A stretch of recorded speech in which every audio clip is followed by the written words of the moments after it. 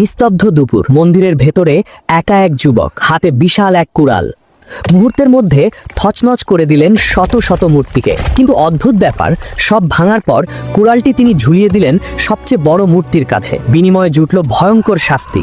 তাকে জ্যান্ত ছুঁড়ে কালা হলো এমন এক বিশাল অগ্নিকুণ্ডে, যার ওপর দিয়ে পাখি উড়ে গেলেও সেটাও পুড়ে ছাই হয়ে যায়। কিন্তু অবাক কাণ্ড, আগুনের লেলিহান শিখা তাকে স্পর্শ করতে পারল না, বরং সেই আগুন হয়ে গেল জান্নাতের বাগান। কে ছিলেন সেই সাহসী বীর, আর কিভাবে আগুন হারালো তার পোড়ানোর ক্ষমতা? জানুন ইতিহাসের এই অবিশ্বাস্য সত্য ঘটনাটি। হাজার হাজার বছর আগের কথা, আজকের ইরাকের ব্যাবিলন বা বাবেল শহর। সেই সময় সেই এলাকা শাসন করত পৃথিবীর অন্যতম অহংকারী এবং জালিম বাদশা নমরুদ। নমরুদের রাজত্বে মানুষের কোনো অভাব ছিল না, কিন্তু তাদের সবচেয়ে বড় সমস্যা ছিল তারা এক আল্লাহকে ভুলে গিয়েছিল। তারা চাঁদ, সূর্য, নক্ষত্র এবং নিজ হাতে বানানো মাটির মূর্তির পূজা করত।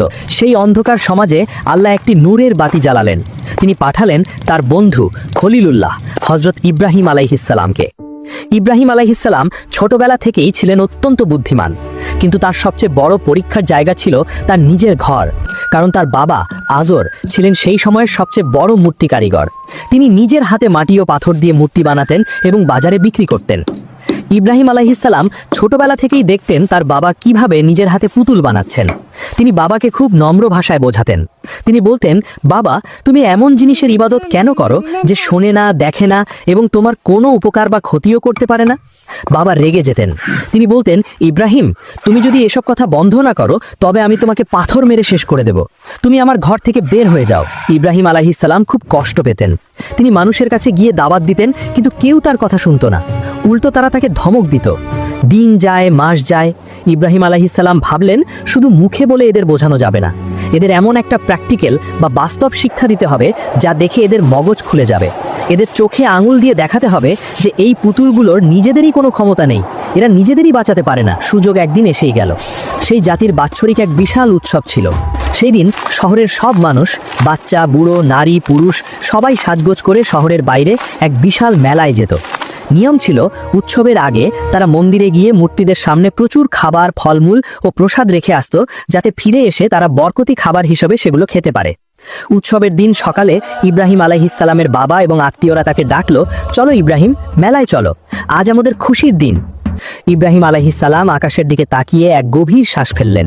তিনি মনে মনে এক ফন্দি আঁটলেন। তিনি বললেন, ইন্নি সাকিম, অর্থাৎ আমি অসুস্থ, আমার শরীর ও মন ভালো নেই। তারা ভাবল ইব্রাহিম সত্যিই অসুস্থ, ছোঁয়াচে রোগ হতে পারে ভেবে তাকে রেখে সবাই উৎসবের উদ্দেশ্যে শহর ছেড়ে চলে গেল। কিছুক্ষণ পর পুরো শহর জনমানবহীন হয়ে গেল। কোথাও কেউ নেই, পিন পতন নীরবতা। ইব্রাহিম আলাইহিসসালাম ঘর থেকে বের হলেন, তার হাতে একটা বড় এবং ধারালো কুড়াল। তিনি ধীর পায়ে শহরের প্রধান মন্দিরের দিকে এগিয়ে গেলেন। তার হৃদয়ে তখন আল্লাহর জন্য ভালোবাসা এবং শিরকের প্রতি ঘৃণা টকবক করছে। মন্দিরের বিশাল দরজা দিয়ে তিনি ভেতরে ঢুকলেন। ভেতরে আবছা অন্ধকার, সারি সারি মূর্তি দাঁড়িয়ে আছে, ছোট, মেঝো, বড়, শত শত দেবমূর্তি, আর তাদের পায়ের কাছে রাখা আছে সারিবদ্ধভাবে সাজানো সুস্বাদু খাবার। ইব্রাহিম আলাইহিসসালাম সেই মূর্তিগুলোর সামনে গিয়ে দাঁড়ালেন। তিনি প্রথমে তাদের সাথে একটু কৌতুক করলেন। তিনি ব্যঙ্গ করে তাদের জিজ্ঞেস করলেন, কিরে, তোরা খাচ্ছিস না কেন? এত ভালো ভালো খাবার সামনে, খা। পাথরের মূর্তি কি কথা বলে? তারা চুপ। ইব্রাহিম আলাইহিসসালাম আবার ধমক দিয়ে বললেন, কি হলো তোদের, কথা বলছিস না কেন? তোদের কি মুখ নেই? এরপর ইব্রাহিম আলাইহিসসালাম আর দেরি করলেন না। তার ডান হাতে কুড়ালটি শক্ত করে ধরলেন। বিসমিল্লাহ বলে তিনি আঘাত করা শুরু করলেন। কোরআনের ভাষায় তিনি ডান হাত দিয়ে তাদের ওপর প্রবল আঘাত হানলেন। খটাস খটাস শব্দে মূর্তিগুলো ভাঙতে শুরু করলো। তিনি একটার পর একটা মূর্তির নাকে, মুখে, পেটে আঘাত করলেন। কারো হাত ভেঙে পড়ে গেল, কারো মাথা গড়িয়ে পড়ল মেঝেতে। সুন্দর সাজানো মন্দিরটি মুহূর্তের মধ্যে এক ধ্বংসস্তূপে পরিণত হলো। মাটির মূর্তিগুলো ভেঙে ধুলোয় মিশে গেল। কিন্তু তিনি একটা কাজ খুব বুদ্ধি করে করলেন। তিনি মন্দিরের সবচেয়ে বড় মূর্তিটি, যেটি ছিল সবার সর্দার বা প্রধান মূর্তি, সেটিকে ভাঙলেন না। সেটিকে একদম অক্ষত বা আস্ত রেখে দিলেন। সবগুলো ছোট মূর্তি ভাঙার পর ইব্রাহিম আলাইহিসসালাম সেই বড় কুড়ালটি নিলেন এবং খুব যত্ন করে সেই বড় মূর্তির প্রাধে বা হাতে কুড়ালটি ঝুলিয়ে দিলেন। দৃশ্যটা এমন দেখালো যেন এই বড় মূর্তিটি রেগে গিয়ে কুড়াল দিয়ে বাকি সব ছোট মূর্তিকে ভেঙে ফেলেছে। কাজ শেষ করে ইব্রাহিম আলাইহিসসালাম শান্ত মনে, যেন কিছুই হয়নি এমনভাবে বাড়ি ফিরে এলেন। তিনি অপেক্ষা করতে লাগলেন, কখন তারা ফিরে আসবে। বিকেল গড়িয়ে সন্ধ্যা হলো। শহরের মানুষ উৎসব শেষ করে হাসি আনন্দে বাড়ি ফিরল। তারা গান গাইতে গাইতে মন্দিরের দিকে এগোলো। তাদের উদ্দেশ্য ছিল দেবতাদের প্রণাম করে প্রসাদ খাবে। হাজার হাজার মানুষ মন্দিরের প্রধান ফটক দিয়ে ভেতরে প্রবেশ করলো। কিন্তু ভেতরে ঢুকেই তাদের আনন্দের গান থেমে গেল। তাদের চোখ কপালে উঠল, হাত থেকে খাবারের থালা পড়ে গেল। তারা দেখল তাদের মন্দির এক ধ্বংসলীলায় পরিণত হয়েছে। তাদের প্রিয় দেবতাগুলো সব ভাঙাচোরা অবস্থায় মাটিতে গড়াগড়ি খাচ্ছে। কারো নাক নেই, কারো মাথা নেই। পুরো শহরে কান্নার রোল পড়ে গেল। তারা চিৎকার করে বলতে লাগলো, হায় হায়, কে আমাদের দেবতাদের সাথে এমন করলো? কে এই জঘন্য কাজ করলো? যে এই কাজ করেছে সে নিশ্চয়ই বড় জালিম। তখন ভিড়ের মধ্যে কেউ কেউ বলল, আমরা এক যুবককে এই মূর্তিগুলোর সমালোচনা করতে শুনেছিলাম। সে সব সময় এদের বিরুদ্ধে কথা বলতো। তার নাম ইব্রাহিম। আমাদের মনে হয় শহর ফাঁকা বেয়ে সেই এই কাজ করেছে। খবর চলে গেল নমরুদের কাছে। নমরুদ রেগে আগুন হয়ে গেল। সে হুকুম দিল, ওই যুবক ইব্রাহিমকে ধরে আনো, আজ তাকে সবার সামনে বিচার করা হবে। সৈন্যরা ইব্রাহিমকে ধরে নিয়ে এলো। হাজার হাজার মানুষের সামনে বিচার বসলো। নেতারা ইব্রাহিমকে ধমক দিয়ে জিজ্ঞেস করলো, হে ইব্রাহিম, সত্যি করে বলো, তুমি কি আমাদের উপাস্যদের সাথে এই কাজ করেছো? ইব্রাহিম আলাইহিসসালাম তখন অত্যন্ত শান্তভাবে কিন্তু এক অসাধারণ বুদ্ধিমত্তার সাথে উত্তর দিলেন। তিনি বললেন, আরে আমাকে কেন জিজ্ঞেস করছো? বরং এই কাজ তো ওদের এই বড় সর্দার করেছে। দেখছো না, কুড়াল তো ওর কাঁধেই ঝুলছে। ওকেই জিজ্ঞেস করো না, যদি সে কথা বলতে পারে।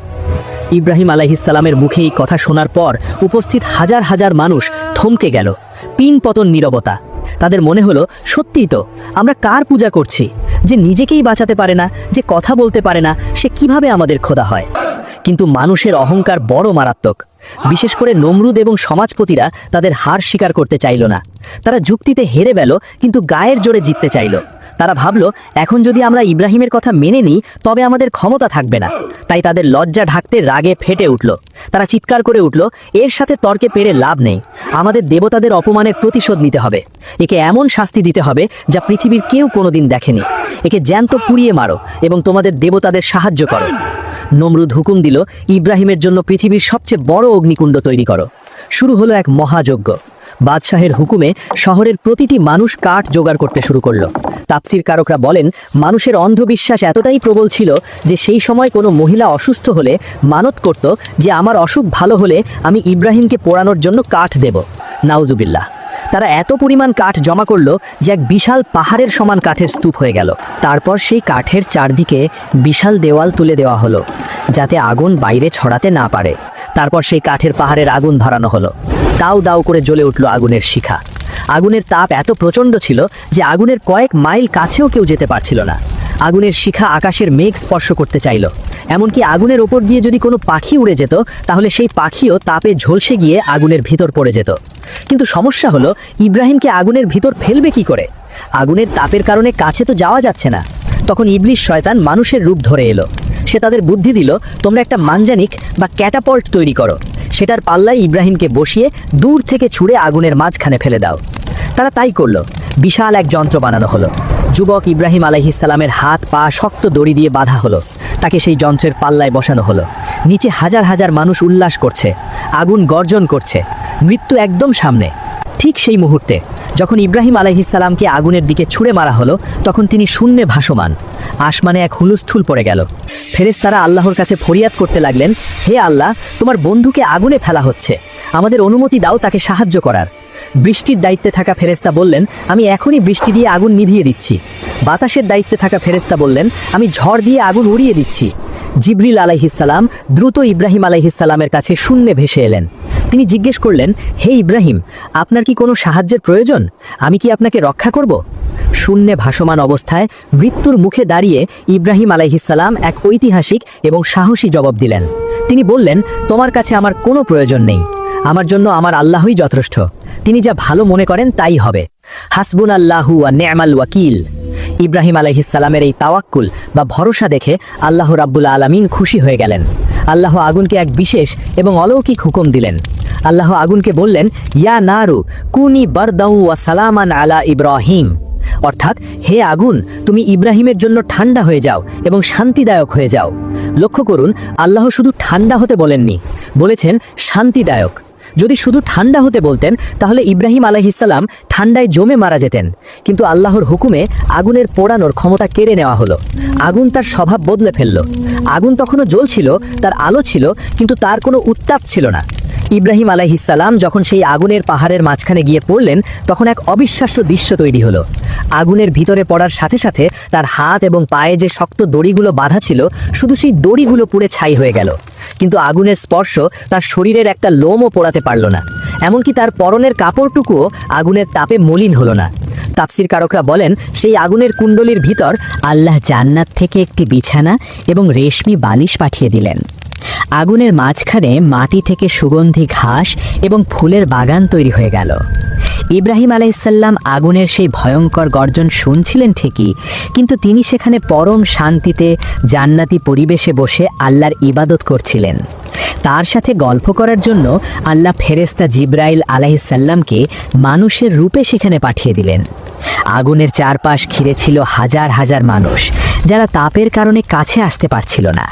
আর মাঝখানে ইব্রাহিম আলাইহিসসালাম ছিলেন পৃথিবীর সবচেয়ে নিরাপদ এবং আরামদায়ক স্থানে। এই অবস্থা চলল দীর্ঘ সময় ধরে। কেউ বলেন 7 দিন, কেউ বলেন 40 দিন। নমরুদ তার প্রাসাদের ছাদ থেকে বা উঁচু টাওয়ার থেকে নিচের দিকে তাকিয়েছিল।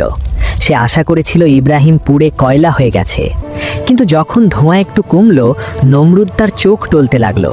সে দেখল আগুনের মাঝখানে ইব্রাহিম আলাইহিসসালাম জীবিত অবস্থায় বসে আছেন এবং তার পাশে আরেকজন নূরের তৈরি মানুষ বসে কথা বলছে। নমরুদ ভয়ে এবং বিস্ময়ে চিৎকার করে উঠল। সে বলল, হে ইব্রাহিম, তোমার খোদা কতই না মহান, যে তোমাকে এই আগুনের পেট থেকেও বাঁচিয়ে রেখেছে। নমরুদের অহংকার চূর্ণ বিচূর্ণ হয়ে গেল। সে বুঝতে পারল তার ক্ষমতায় আগুনের উপর চলে না, কিন্তু ইব্রাহিমের আল্লাহর হুকুম আগুনের উপরও চলে। অবশেষে আগুন নিভে গেল। ইব্রাহিম আলাইহিসসালাম ধীর পায়ে হাসি মুখে সেই ছাইয়ের স্তূপ থেকে বেরিয়ে এলেন। তার চেহারা মোবারক থেকে নূরের আভা বের হচ্ছিল। মানুষ দেখল তার গায়ে আগুনের কোনো চিহ্ন নেই, শুধু কপালে সামান্য ঘাম জমে আছে, যা ভয়ের নয় বরং আল্লাহর রহমতের সাক্ষী। তার বাবা আজর এবং উপস্থিত জনতা ভূত দেখার মতো তাকিয়ে রইল। যেই আগুনের ভয়ে তারা কাঁপছিল, সেই আগুন ইব্রাহিম আলাইহিসসালামকে স্পর্শও করতে পারেনি। পরবর্তী জীবনে ইব্রাহিম আলাইহিসসালাম বলতেন, আগুনের ভেতরে আমি যে কটা দিন ছিলাম, আমার সারা জীবনের মধ্যে ওই দিনগুলোই ছিল সবচেয়ে আরামদায়ক এবং শান্তির দিন। আল্লাহ প্রমাণ করে দিলেন, আগুন জ্বালাতে পারে না যদি আল্লাহ না চান, ছুরি কাটতে পারে না যদি আল্লাহ না চান। নমরুদ পরাজিত হলো। সে ইব্রাহিম আলাইহিসসালামকে বলল, তুমি আমার দেশ ছেড়ে চলে যাও। ইব্রাহিম হিজরত করলেন, কিন্তু নমরুদের শেষ রক্ষা হলো না। আল্লাহ তাকে ধ্বংস করার জন্য কোনো বড় বাহিনী পাঠাননি। সামান্য এক ল্যাংড়া মশা দিয়ে আল্লাহ নমরুদকে এমন শাস্তি দিলেন যে সে নিজের মাথায় জুতো দিয়ে বাড়ি মেরে মরে গেল। আর ইব্রাহিম আলাইহিসসালাম হয়ে গেলেন মুসলিম জাতির পিতা, খলিলুল্লাহ।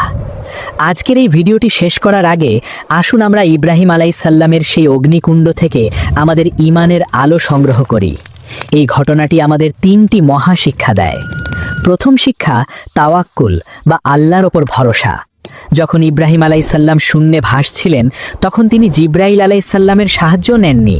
তিনি বলেছিলেন, আমার জন্য আল্লাহই যথেষ্ট। আমাদের জীবনেও যখন আগুনের মতো বিপদ আসবে, তখন মানুষের কাছে হাত না পেতে যদি আমরা মন থেকে বলতে পারি, হাসবুনাল্লাহু ওয়া নিয়ামাল ওয়াকিল, তবে আল্লাহ আমাদের বিপদকেও শান্তিতে পরিণত করে দেবেন। দ্বিতীয় শিক্ষা, সত্যের পথে অটল থাকা।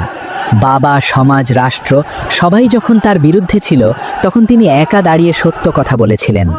সত্যের পথ সবসময় কঠিন হয়, সেখানে আগুন থাকে, কিন্তু সেই আগুনের শেষেই থাকে জান্নাতের বাগান। তৃতীয় শিক্ষা, কার্যকারণ নয়, হুকুম আল্লাহর। আমরা মনে করি আগুন মানেই পোড়ানো, কিন্তু ইব্রাহিম আলাইহিসসালামের ঘটনা আমাদের বিজ্ঞানকে চ্যালেঞ্জ করে শিখিয়ে দিল, প্রকৃতির কোনো নিজস্ব ক্ষমতা নেই, সব কিছুই আল্লাহর হুকুমের গোলাম। প্রিয় দর্শক, 1000 বছর আগের সেই বাবেলের অগ্নিকুণ্ড আজও আমাদের ডাক দিয়ে বলছে, ঈমান যদি ইব্রাহিমের মতো হয়, তবে আগুনও হয়ে যেতে পারে ফুলের বাগান। আল্লাহ আমাদের সবাইকে ইব্রাহিম আলাইহিসসালামের মতো মজবুত ঈমান দান করুন এবং যে কোনো বিপদে একমাত্র তার ওপর ভরসা করার তৌফিক দিন। আমিন ইয়া রাব্বাল আলামিন।